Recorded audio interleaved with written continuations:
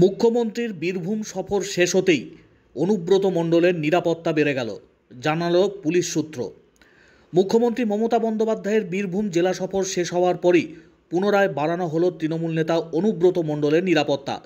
মুখ্যমন্ত্রী কোর কমিটির বৈঠক করে গিয়েছেন। সেই কোর কমিটিতে কনভেনার করা হয়েছে ফের অনুব্রত মণ্ডলকে। পুলিশ সূত্রে খবর, ফের তাকে Y+ উইথ এসকর্ট পর্যায়ের নিরাপত্তা দেওয়া হচ্ছে। অর্থাৎ আগের মতোই ব্যক্তিগত দেহরক্ষী এবং বাড়ির নিরাপত্তারক্ষীর সংখ্যা পুনরায় বাড়ানো হয়েছে। কিছুদিন আগে বোলপুর থানার আইসি লিটন হালদারকে গালিগালাজের অভিযোগ ওঠে অনুব্রত মণ্ডলের বিরুদ্ধে। অডিওকে ঘিরে তোলপাড় হয় রাজ্য রাজনীতি। আর সেই ঘটনার জেরে তার নিরাপত্তা কমিয়ে দেওয়া হয়েছিল বলে প্রশাসনিক সূত্রে জানা যায়। তবে গতকাল রাত থেকেই নতুন করে আগের নিরাপত্তা ব্যবস্থা কার্যকর করা হয়েছে অনুব্রত মণ্ডলের জন্য। পুলিশের একাংশের মতে প্রশাসনিক স্তরে পুনর্মূল্যায়নের পরই এই সিদ্ধান্ত নেওয়া হয়েছে। স্থানীয় রাজনৈতিক মহলে এই ঘটনাকে কেন্দ্র করে ফের জল্পনা শুরু হয়েছে।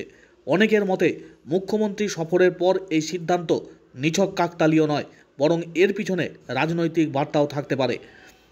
আগামী বছর রাজ্যে বিধানসভা নির্বাচন, সেই বিধানসভা নির্বাচনকে পাখির চোখ করে দলকে ঐক্যবদ্ধ হওয়ার আহ্বান জানিয়েছেন মুখ্যমন্ত্রী মমতা বন্দ্যোপাধ্যায়।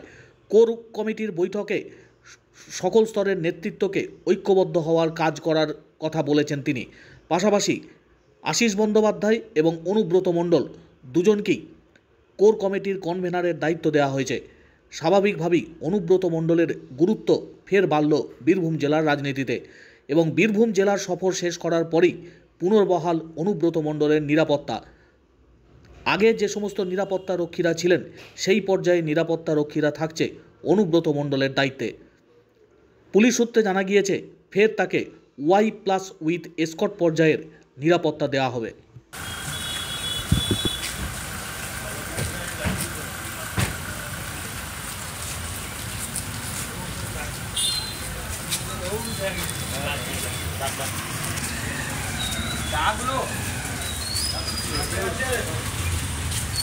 দেখুন, নিরাপত্তা তার ছিল, যাই হোক নানা কারণে ছিল, এবং মাননীয় মুখ্যমন্ত্রী বুঝতে পেরেছেন তাকে জেলা ঘুরতে হবে, এখান ওখান যেতে হবে, এবং হয়তো রাত নাই দিন নাই যেটা আগে অনুব্রত মণ্ডল করতেন সেইভাবে ঘুরতেন। শুধু বীরভূম নয়, বীরভূমের বাইরেও অনেক জায়গায় যেতেন, তাই উনি বুঝে এটা বাড়িয়েছেন। এটার সঙ্গে তো অসুবিধা কিছু নেই, এবং সে পারফরমেন্স তার দেখাতে পেরেছে বলেই সেটা হয়েছে।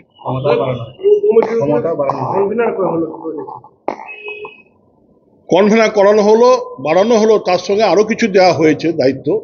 সেগুলো আস্তে আস্তে আপনারা জানতে পারবেন।